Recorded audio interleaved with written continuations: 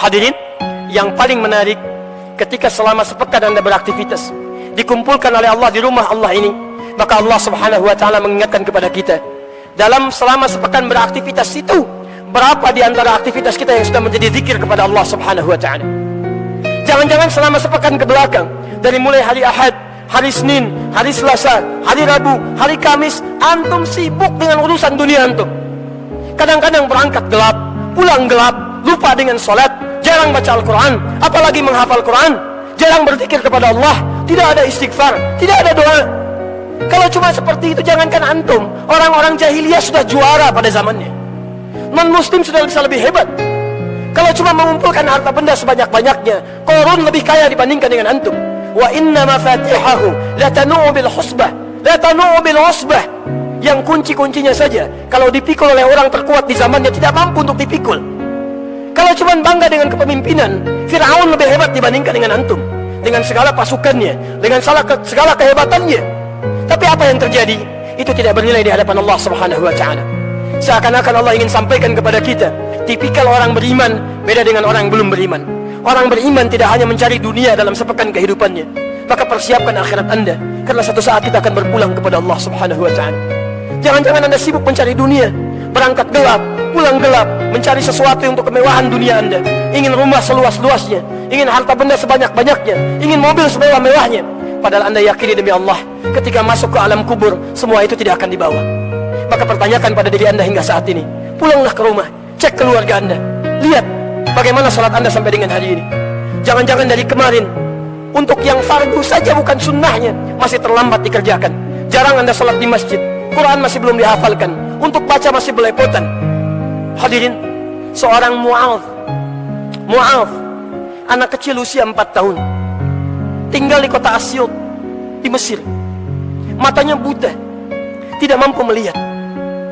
Dia memohon kepada ayahandanya, "Ya abati, Bapak, uridul Quran, saya ingin menghafal Quran." Maka difasilitasi oleh ayahandanya menempuh jarak 20 km dengan kendaraan motor yang sangat sederhana. Masya Allah. Kemudian diajak dia, singkatnya, menemui syekhnya. Dalam perjalanan, Masya Allah, ya, diatur oleh ayahandanya. Setiap di jalan Mu'adh bacakan Qurannya, ayahnya menyimaknya. Begitu demikian sampai dengan kemudian Mu'adh hafal Quran. Mu'adh hafal Quran. Anaknya yang buta hafal Quran, ayahnya mengantar tidak hafal Quran. Tapi yang paling menarik, secara singkat, ketika anak ini sudah hafal Quran, dalam keadaan buta, sanggup menghafal Quran dengan bacaan yang sangat indah itu, tiba-tiba datanglah kemudian seorang reporter dari Kuwait, karena kisahnya viral di media sosial. Datang seorang reporter dari Kuwait mewawancara anak kecil ini. Kemudian dia berkata, perhatikan kalimatnya, "Ya Syekh Mu'adh, ya Syekh Mu'adh, jika Anda diperkenankan oleh Allah untuk berdoa saat ini, kemudian doa Anda akan dikabulkan oleh Allah, kira-kira apa yang akan dimintakan oleh Anda kepada Allah subhanahu wa ta'ala?" Perhatikan kalimatnya, "Wallahi, demi Allah, wallahi, demi Allah, saya sejak mulai menghafal Quran, dalam keadaan mata saya buta ini, sampai dengan saat ini, kalaulah saya diperkenankan untuk bermohon kepada Allah dan dikabulkan, saya akan meminta kepada Allah 2 hal dalam kehidupan saya. Pertama, perhatikan kalimatnya, wallahi, saya akan minta kepada Allah agar Allah terus membutakan mata saya sampai dengan kiamat. Agar Allah terus membutakan mata saya sampai dengan kiamat. Karena dengan buta mata inilah Allah berikan Quran kepada diri saya.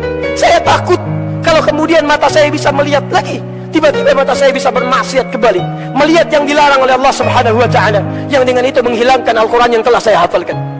Anak 4 tahun, matanya buta, tidak bisa melihat, dia menghafalkan Quran untuk menjaga dirinya supaya tidak berbuat maksiat dalam kehidupannya.